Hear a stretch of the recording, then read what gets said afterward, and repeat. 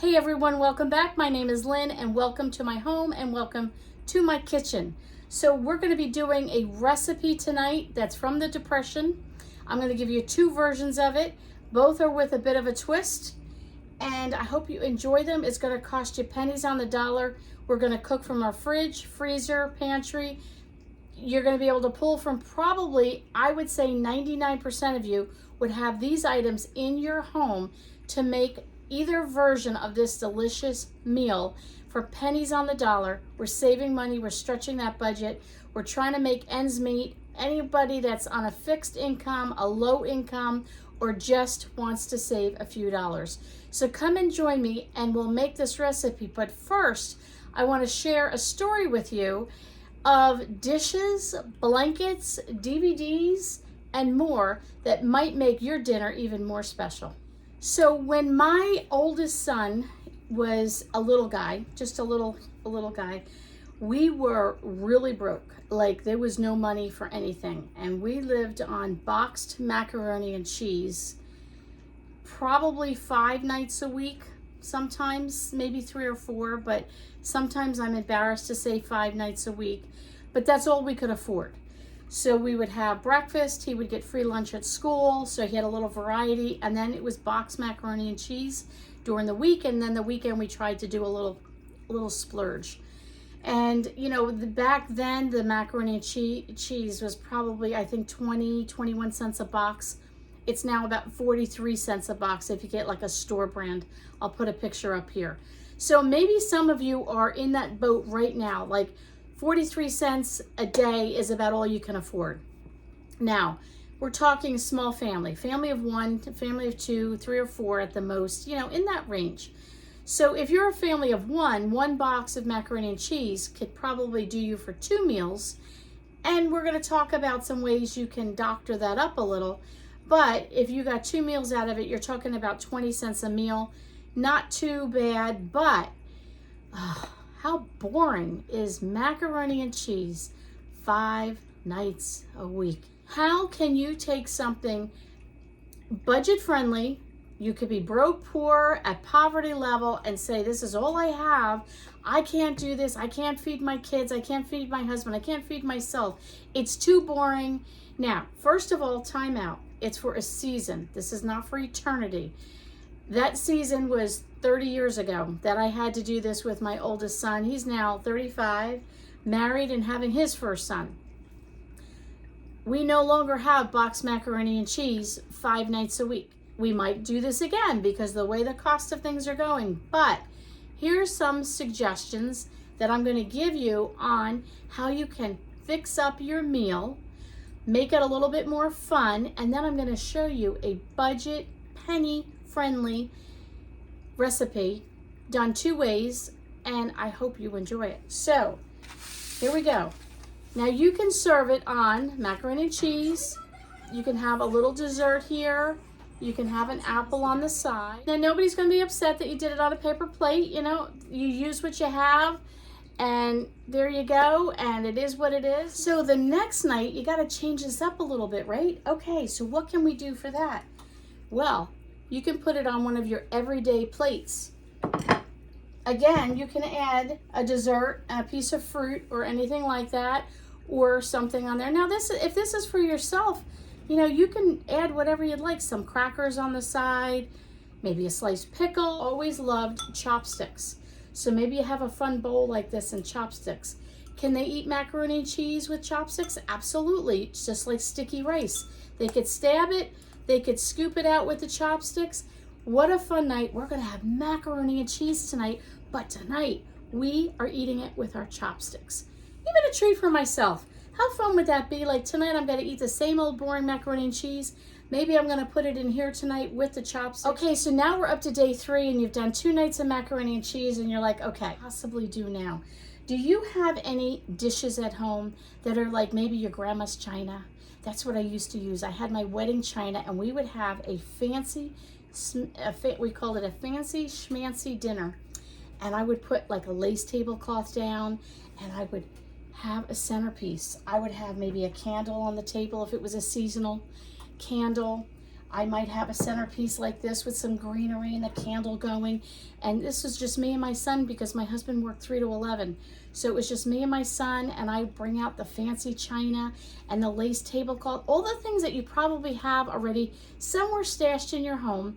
Listen, use what you have. Don't go buying anything. Maybe borrow from a neighbor and say, would you happen to have a tablecloth I can borrow? Maybe you don't have one. And I would fix it up really fancy. Now, one night, Mom would pick the centerpiece, but then the next night I would have my son or my kids pick the centerpiece. We would have Legos on the table. We would have, and right here you can see I have some action figures. They would bring out their action figures. One time my son brought out a big yellow Tonka truck. Now, another thing I used to do, and I would, for the kids, put Matchbox cars on the table, Legos, little handheld games. So while we were having dinner, we could make it a fun experience. If you're by yourself or you're with a neighbor, friend, sister, husband, whatever, having a meal together and you're eating that boxed macaroni and cheese, why not put some crossword puzzles out or word searches or a book of jokes? Make them short, make sure they're clean. But you know, something fun that you could, why does dinner have to be so stark because it's macaroni and cheese and we have to sit there with a sourpuss face? No, we can make fun. We can enjoy the night. Like, we could do something creative. So let me move these out of the way so I don't burn my hand and show you something else. Now, I keep this special container of dishes. It's in my kitchen all the time. And you might say, Lynn, what in the world? Okay, so this was $0.25. This was, I think, maybe $1. This was 50 cents. The blue ones are my favorite. I love blue dishes. This was 50 cents. This was $1. Sometimes we need seasonal. Okay, if you don't have fancy china, maybe you got rid of your china. I got rid of all my wedding china, but I picked these dishes up for myself for 50 cents $0.25. But wait, I've got one more idea for you. Okay, so what can we do on our last and final night? Maybe your third and fourth night, you did the centerpieces, you picked one. Another night, your spouse picked the other one, or your kids, or you picked it. You just changed it up. Now you're back to that same old macaroni and cheese. We're on day 5. Can you believe it? We made it to day 5. We're eating that 43 cents box of macaroni and cheese one more time. I can't do it. Yes, you can do it. Here's my last and final idea. Let's go on a picnic. What do you mean go on a picnic? It's snowing outside. There's a blizzard. It's pouring rain. It's yucky. If it's winter, you can grab a nice cozy blanket and snuggle up, and you can maybe put on a DVD that's a fireplace, and you can enjoy your macaroni and cheese on any plate that you choose. Maybe you want to go paper plates this time. Maybe you want to do bowls, paper bowls. Maybe grab a bag and fill it with some popcorn, and you can have some popcorn. Now, if you want to have a little bit more fun, maybe you want to put a blanket on the floor. Maybe you want to sit in your recliner and relax. You don't have a blanket, it's too hot, you got the air conditioning on, you don't want a blanket, no problem. Maybe put your tablecloth on the floor, just a white sheet from your bed. It doesn't have to be anything fancy. And you're gonna say, but Lynn, I'll never get off the floor. I hear you. It's easy to get down. It's not easy getting up these days, right? But that's okay. You can sit on your couch, sit on a different chair. Go in there and put on a DVD. Grab your favorite blanket or just cozy up however you want to cozy up. Grab that macaroni and cheese, maybe change it up. Maybe that night, instead of that, just do some nice, delicious popcorn on the side. You could still light a candle. Now you could go on a picnic and call it a night. We've made it through 1 week of plain old macaroni and cheese at 43 cents a box. We've stretched our budget. We've stayed on target. It's not a forever. It's just for now. We made it through this week, even 2 weeks if you have to that next paycheck when maybe you can get a few extra goodies. Maybe the weekends like we did is when you celebrate and you make a burger, you have a hot dog. Let me show you that recipe. One is from my grandmother. The other one is from my Nana. Are you ready? Are you ready for a great recipe? I grew up on this And there's something about well, certain recipes, not all of them, but certain recipes that you grew up on are nostalgic and they bring you back to your childhood. There are things my husband will say, oh, my mom used to make that. And it just, you could almost smell it. It's a fond memory for me. I think we had it almost every Friday night. If it wasn't this, it was fried flounder. Grew up with fish in our house every Friday night. Anybody else remember those days? So what are we making? We're making tuna casserole with a twist. You're gonna go, oh, Lynn, we make that all the time. Well, maybe you do. Maybe this is a little different. You're gonna need flour. Okay, you can get that at any store. You're gonna need a can of tuna. You can get that at any store. You're going to need some type of a butter, lard, bacon fat, anything like that. I have been switching to the plant-based butter. It's actually been much better on my stomach and much easier. So that's what I'm going to use tonight. So you need to have something like that. This is for recipe number 1. And then you need to have, remember the other night I made my beef stroganoff and I had a half a package of these peas and carrots? Well, I'm not going to use them in the soup. I'm going to use them in this tuna casserole. But I grew up with canned peas in this. So if you have canned peas, use your canned peas. You have frozen, like a little, there's not much left in here. There's just a tiny little bit. I'm using up fridge and freezer stuff that I have. I'm not going out to buy more. I'm using what I have. The other thing you're going to need is either chips fresh that you open a new bag, or this little bit that we've saved that it's like the end of the bag and nobody wants to eat the crumbs and the bits. You can use plain chips, you can use barbecue chips, you can use sour cream and onion chips, any flavor you want. You can change up your recipe. Again, make this recipe, you know, a couple times a week and just change up the flavor of the chips. And you've got it, in a sense, a new casserole. Change up the vegetable that you use. Let me get one more thing to show you, and I'll tell you what would be in the second recipe, and then we're going to go over to the stove and cook this up. Okay, so this would be recipe number 1, and I will have this posted on my blog, which is resumeofamother.com. I probably won't have it up once this video is uploaded, but I will get it up there in the next few days. Once I do, I'll leave the link in the description below, or you can just keep going back and checking my blog post. I am not always up to speed with that. I do have to get the beef stroganoff recipe up there as well, because the one I did the other night is different from my normal, so I will post both of those recipes. If you're going to make recipe number 2, you're going to need your tuna, you're going to need your chips, preferably having a vegetable, and you're going to need a can of cream of mushroom soup or cream of celery soup. Now, I grew up with the cream of mushroom soup. That's why I recommend that one. You don't need the flour for that, and you don't need the butter for that. What you will need would be half a can of milk. If you can't afford milk, maybe do powdered milk, do the milk from the Dollar Tree. Worst case scenario, you just use plain water and it'll be fine. You can use salt and pepper, you can use garlic powder, onion powder, any flavorings that you want. Again, this is yours. You want to add red pepper flakes. You can always doctor this up by adding extra spices and fun little things like that and make it your own recipe. So there you go. So recipe number 2 would be the tuna, the can of cream soup. I wouldn't go with cream of chicken. I'd go with celery or mushroom. You have to have the chips if you want to make it this way, and preferably a vegetable. Okay, got it? Now let's go over to my stove. Let's get this rolling. Let's get this cooking.